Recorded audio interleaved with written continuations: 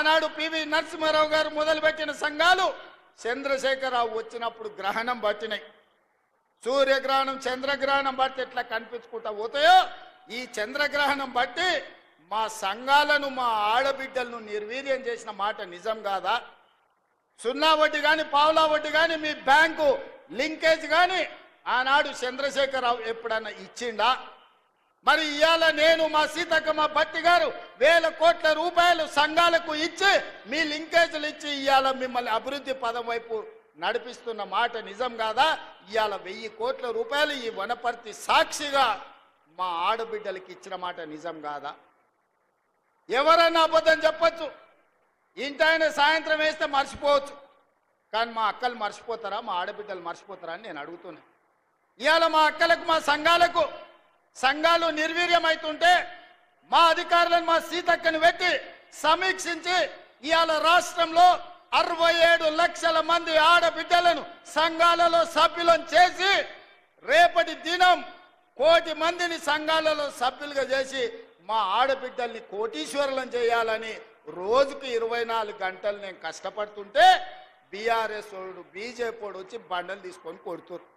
మా ఆడబిడ్డలు నిలదొక్కుంటే ఆడబిడ్డలు ఆశీర్వదిస్తే రాబోయే 15-20 ఏళ్ళు రేవంత్ రెడ్డి ముఖ్యమంత్రిగా కాంగ్రెస్ పార్టీ అధికారంలో ఉంటే మా బతుకు బస్టాండ్ అవుతుంది, వనపర్తి బస్టాండ్లో బిచ్చమెత్తుకొని బతకాల్సి వస్తుందని బీఆర్ఎస్ వాళ్ళు బీజేపీ వాళ్ళు అబద్ధాలు చెప్తున్నారు. అందుకే ఇవాళ మా అక్కల్ని అడుగుతున్నా, మీ సంఘాలను ఆదుకునే బాధ్యత నాది కాదా? మీ సంఘాలకు హైదరాబాదు హైటెక్ సిటీ పక్కన పెద్ద పెద్ద ఐటీ కంపెనీలు ఉన్న దగ్గర 100 కోట్ల ఎకరాలు ఉన్న దగ్గర 100 కోట్ల విలువైన భూమి 3.5 ఎకరాలు మీ సంఘాలకు హైటెక్ సిటీ శిల్పారామం పక్కన 150 షాప్స్ పెట్టుకొని మీ ఉత్పత్తులను ప్రపంచానికి అమ్ముకునే విధంగా బిల్ గేట్స్ బిల్ క్లింటన్ ఎవరు వచ్చినా మీ సంఘాల నైపుణ్యం చూసే విధంగా శిల్పారామం పక్కన మీకు 3.5 ఎకరాలు నేను ఇయ్యలేదా? నిజం కాదా? మా ఆడబిడ్డలు నేను అడుగుతున్నా. ఎన్నడైనా మీరు ఊహించరా? విప్రో, ఇన్ఫోసిస్, మైక్రోసాఫ్ట్ లాంటి పెద్ద పెద్ద ప్రపంచ దిగ్గజాలైన పరిశ్రమల పక్కన 3.5 ఎకరాలు మా బిడ్డలకు ఇచ్చి మా ఆడబిడ్డలు ఆత్మగౌరవంతో అదాని అంబానీలతోని పోటీ పడే విధంగా మీకాడ 3.5 ఎకరాలు ఇచ్చి 150 షాపులు పెట్టి మీరు చేసే ఉత్పత్తులను ప్రపంచానికి ఎగుమతి చేసే విధంగా అనుమతి ఇవ్వలేదా అని మా ఆడబిడ్డలను అడుగుతున్నా. అంతెందుకు, ఒకనాడు సోలారు విద్యుత్ అంటే అదాని అంబానీలు పెట్టుబడులు అన్నారు. నేను ఇవాళ మా బట్టి విక్రమార్క గారి సహకారంతో సోలార్ విద్యుత్ అదాని అంబానీలు కాదు మా ఆడబిడ్డలు కూడా ఉత్పత్తి చేస్తారని 1000 మెగావాట్ల ప్రాజెక్టులు మా ఆడబిడ్డలతోని ఒప్పందం చేసి మిమ్మల్ని పారిశ్రామికవేత్తలుగా మార్చిన మాట నిజం కాదా? ఒకవేళ నిజం అయితే బీఆర్ఎస్ బీజేపీలకు బుద్ధి చెప్పండి అని నేను అడుగుతున్నా. అంతెందుకు, ఆర్టీసీ బస్సులు పెద్ద పెద్ద కంపెనీలు కిరాయికి పెట్టుకునేది, కానీ ఇవాళ ఈ ఆర్టీసీ బస్సులు 1000 బస్సులు మా ఆడబిడ్డలు కొని ఆర్టీసీకి కిరాయికి పెట్టి 1000 బస్సుల యజమానులను మా ఆడబిడ్డల్ని చేసిన మాట నిజం కాదా?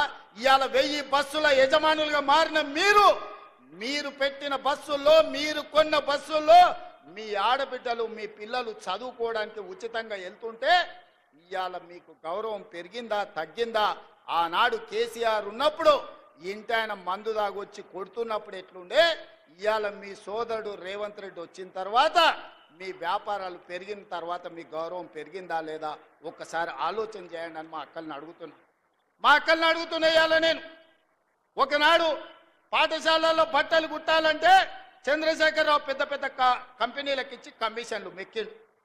ఇవాళ ప్రభుత్వ పాఠశాలల్లో హాస్టళ్లలో ఆడపిల్లలకు మగపిల్లలకు 1,30,00,000 జతలు బట్టలు ప్రతి జతకు 75 రూపాయలు కుట్టుగూళ్ళు ఇచ్చి ఈరోజు మీకు 10,000 మిషన్లు మైనారిటీ కార్పొరేషన్ ద్వారా ఇచ్చి ఈరోజు పాఠశాల పిల్లలు మొదటి రోజే బట్టలు కుట్టించే వ్యాపారం మీకు నేను ఇచ్చినా లేదా? ఇవాళ మా అక్కల్ని ఆలోచన చేయమని నేను అడుగుతున్నా. ఇవాళ పాఠశాలల నిర్వహణ అమ్మ ఆదర్శ పాఠశాల పేరు మీద పాఠశాలలు మీ పేదోళ్ళ పిల్లలు మీ పిల్లలు ఏ పాఠశాలలు అయితే చదువుతున్నారో ఆ పాఠశాలలు నిర్వహించే బాధ్యత మా ఆడబిడ్డలకు అమ్మ ఆదర్శ పాఠశాల ఇచ్చింది నిజం కాదా అని మా ఆడబిడ్డలు నేను అడుగుతున్నా. ఈరోజు మా ఆడబిడ్డల్ని శక్తివంతులు చేసి మా ఆడబిడ్డల చేతుల్లో నగదు ఉంటే గలగలలాడుతుంటే కుటుంబం బాగుపడుతుంది, పిల్లలు చదువుకుంటారు, ఇంటి గౌరవం పెరుగుద్దని ఇవాళ నిర్ణయం తీసుకున్న మాట నిజం కాదా?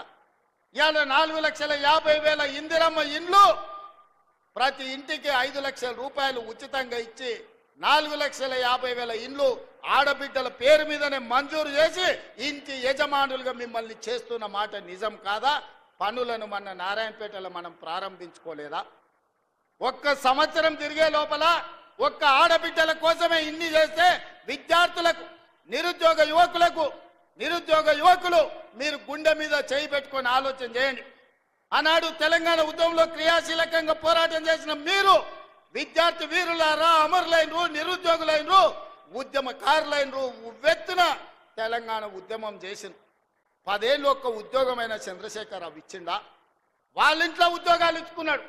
ఆయన ముఖ్యమంత్రి అయిండు, అల్లుడు మంత్రి అయిండు, కొడుకు మంత్రి అయిండు, బిడ్డ ఎంపీ అయింది, ఓడిపోతే ఎమ్మెల్సీ అయింది, సడ్డకుని కొడుకుని రాజ్యసభ చేసుకున్నాడు, ఆయన చుట్టాలను మంత్రులను చేసుకున్నాడు. మనకేం ఒరగబెట్టిండు తల్లి?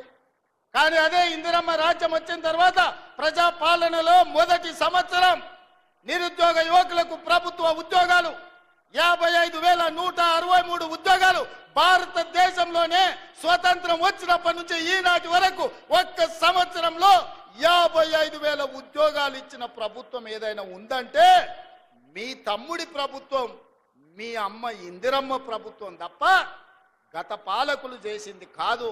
ఇది నిజం కాదా? ఈరోజు నేను అడుగుతున్నా, టీచర్లుగా నియామకమైన వాళ్ళని, టీచర్లుగా ఉన్న వాళ్ళని, మీకు 22,000 మందికి ప్రమోషన్లు ఇచ్చి 35,000 మందిని బదిలీ చేసి 20 ఏళ్ళ మీ సమస్యను తీర్చింది మేము కాదా? ఇన్ని పనులు సంవత్సరం లోపల చేస్తే అప్పుడే చంద్రశేఖరరావు, తారక రామారావు, హరీష్ రావు, కవితారావు ఇక నువ్వు దిగుతావా లేదా అని జోలె భుజాలను కేసుకొని బయలుదేరు. ఏందా మీ కడుపు నొప్పి? 10 ఏళ్ళు మీరే ఏలిండ్రు కదా, 10 ఏళ్ళు మీరే పచ్చగున్నారు, పండిందంతా మీరే మేసిండ్రు, పచ్చగున్న కాడ మేసిండ్రు, వెచ్చగున్న కాడ వండుకురు ఫామ్ హౌస్లల్లా. మా పేదోళ్ళ గురించి ఆలోచన చేసిరా? మా పాలమూరుకు నీళ్లు తెచ్చిరా అని నేను అడుగుతున్నా. ప్రపంచంలో ఏ మూల ఏ క్షణం ఏం జరుగుతుందో వేగంగా తెలుసుకోవడానికి తొలి వెలుగు వాట్సాప్ ఛానల్ని ఫాలో చేయండి.